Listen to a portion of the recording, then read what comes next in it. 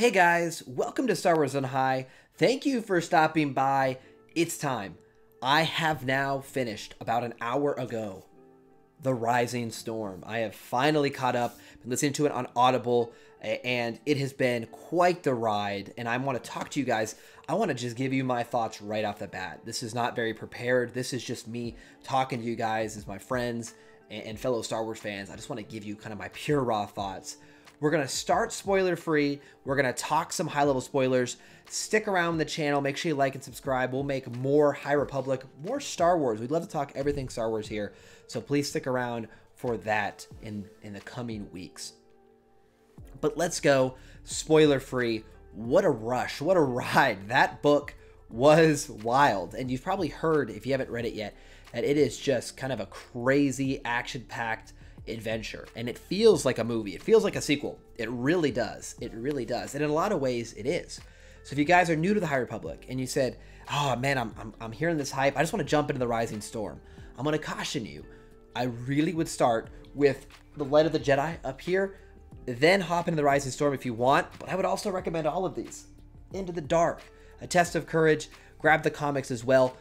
Enthralled, just jump into this universe because you'll be rewarded. There are characters from the comics that find their way into this story and other stories, and I promise you it is worth the dive. I'll be honest with you, Into the Dark, I've loved Into the Dark, and if I would have skipped that just to go here, I would have missed out on maybe my favorite story in the High Republic era so far. So I'm cautioning you guys there.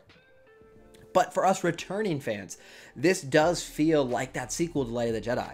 You know, even though we're introduced to a lot of new characters that we kind of heard about in past novels or saw, you know, bits and pieces of, we're getting introduced to a ton of characters, and it is a lot to keep track of. There's been some helpful fan sheets put together, and we're just moving from place to place, from person to person, and we're just flying through this story. And it is a lot of fun. It really is. And I really enjoy how, for fans who've really dived in, like I talked about, we're getting rewarded. We're getting our payoff. And what I want to say off the bat, you know, spoiler freeze here, still in that part of the video. Love Elzar Mann. Love Stellan Gios. I love what those two have brought to this story. I love Bell coming back. I love these characters that we were introduced to in the story so effectively, and the returning characters as well. I really liked Marchion Ro in there. I have some thoughts about his character that we're going to get into. I really liked the political dynamics they addressed. I really liked their maturity. I want to say this to parents. If you're still watching and you're like, ooh, my kid's been really into Star Wars stories. This is a mature book. It has language. It has some adult themes. And I would highly recommend that you read this first and just test it for your child if they're younger. Because it's not really aimed at them per se. There's a lot of adult stuff in here, and I appreciate that these authors, you know, Cavan, Charles Soule, Claudia Gray, Justina Ireland, Daniel Jose Older, they are not afraid in any of their books I've read so far to be mature, to be dark, to not baby the audience, and I've really liked that and respected that about their approach. And this book has, it's really hard to talk about without spoilers because there's just a lot I want to say. So I'm going to wrap, you know, up my initial thoughts with this. If you've been on the fence about the High Republic era, you're like, you know, I just don't know. I've heard this or that, or I don't have that much time. I still feel like this is definitely worth your era, and this era is worth your time. And this book continues that for me. This is another strong outing in this phase 1. We're just getting started. We're only on wave 2. We got more stories to tell, and I hope they're going to keep rewarding us for our commitment to this. We got Comic-Con panels coming up in July. That's going to be a lot of fun. We got a new audio original, Tempest Runner, coming out. So many good stories to tell in this world. I hope you guys come on the journey. And hey, if you aren't into it yet, that's okay too. Stick around. We'll talk about everything Star Wars. So, strong recommendation on this book. Cavan Scott did a great job. I felt like a really fun sequel. You can tell a lot of the comic influences that he has in his writing, and it's been a blast.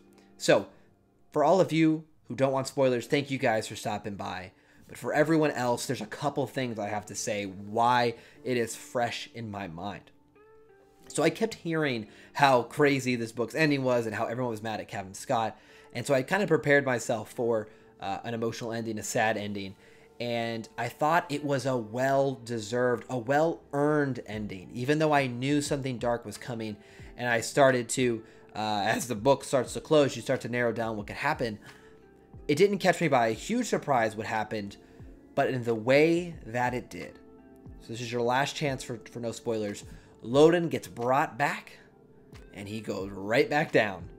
And in a very fascinating way, Infinity War style, turn into dust, turn into stone, and withering away.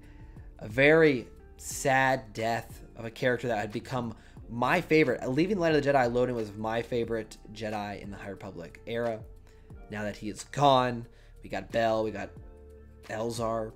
It's tough to say.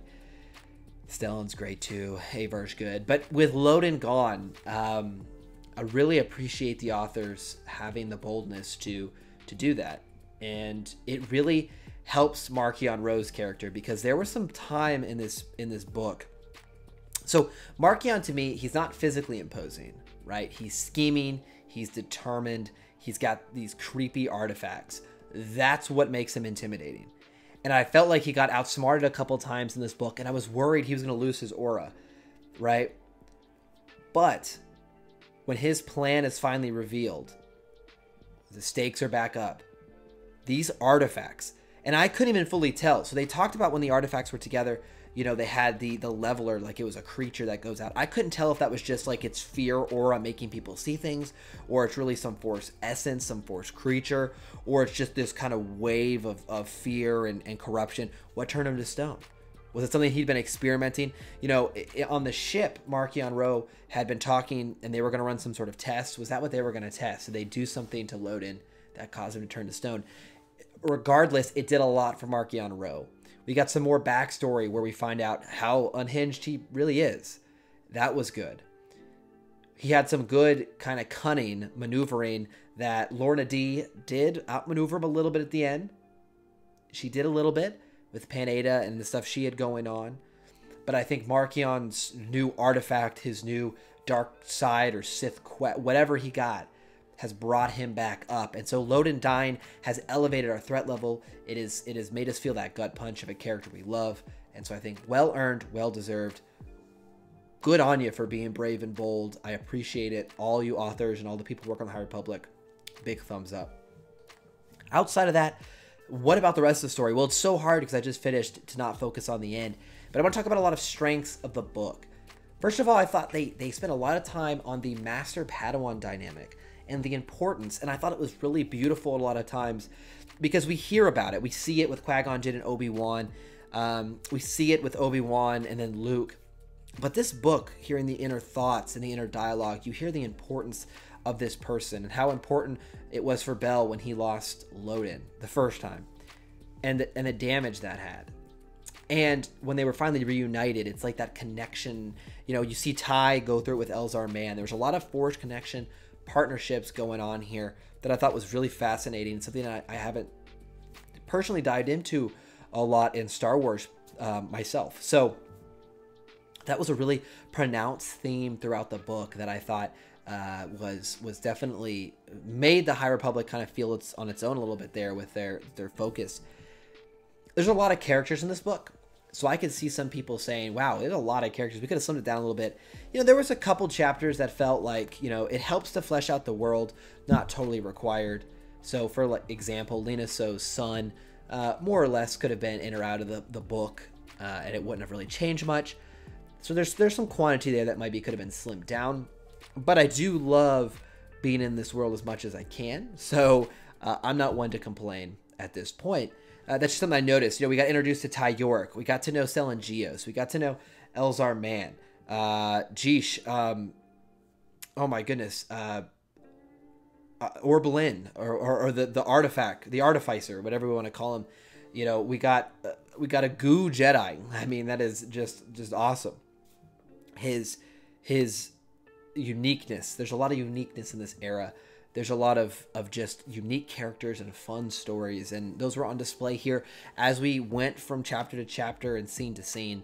And it was again so, what's the word I'm looking for? It's so, enthralling might work, but it's so immersive. That's what I want to say, immersive. And I want to call out the Nihil as well. You know, as I'm just going through these thoughts that I've had about the book, you know, the Nihil were a big kind of polarizing announcement when they first were kind of revealed as the big villain of this era. And I was kind of like, marauders that are into like drugs and stuff. Okay, it could be all right. I thought their tactics on display here and in books past, but I really liked what they did at the fair.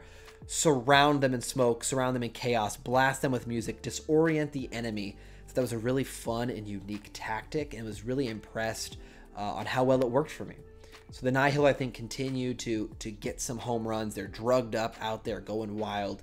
That was good. And now with Marchion's item, they continue to be a threat. Even though they took some lumps in this book, and they got some victories as well. I think leaving and going into the next story, you know, we have some intrigue with these characters still, and the Drangar are still afoot. The Drangir are still afoot, excuse me. And we get little nuggets in here that apparently the Nihil were seating Drangir at the fair. That's interesting. Just doing it for the chaos, I assume, but quite interesting nonetheless. So much action, so much adventure in this book. It felt like a true sequel, and I recommend it highly, guys. I know I said it earlier. This is just such a fun era to me. And I know some fans are on the fence, or you know, maybe don't feel like you don't have the time. I'm listening to it on Audible. Audible sponsored me. No, I love Audible. I use it all the time as I go to and from work. That's when I listen to my books. That's how I keep up to date with this stuff. That's how I'm able to stay on topic. Because if I only had the time to come read at the end of the day, there's no way I could be doing this and talking with you guys. So just recommend that for everyone who's been on the fence about diving into Star Wars books in general. It doesn't have to be High Republic. It could be Thrawn Ascendancy or something else. Just want to recommend that. Guys, what did you think down below? Thanks for listening to my reaction, my raw kind of thoughts. I know there's a lot to talk about this book, and I'll have to make some follow-ups. I'm sure you guys are going to tell me down below what parts of the book you want to talk about. Which you're gonna tell me what you want to hear, and I will respond in kind. So thank you guys for all your support. I hope you guys are enjoying this book. I hope you guys are enjoying the channel. We'll be back very soon. It is now time for me to read A Race to Crashpoint Tower and give you my thoughts there as well. Until then, guys, thanks so much. We'll see you again very soon.